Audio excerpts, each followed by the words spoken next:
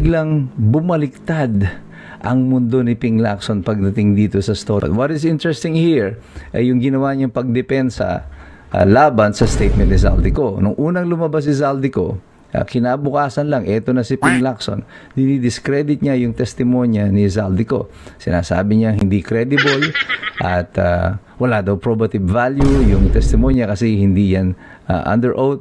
Well, nga, mahirap sa mga hindi naman abogado na nagpe-pretend na sila ay abogado. But we will discuss that matter on a separate video.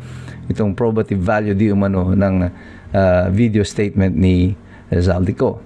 Well, ang mahalaga dito ay kung papaano biglang bumaliktad ang mundo ni Ping Lacson pagdating dito sa story na to. Because nung unang lumabas si Zaldico, sinasabi niya na hindi credible si Zaldico, mukhang invento lang ito, walang probative value.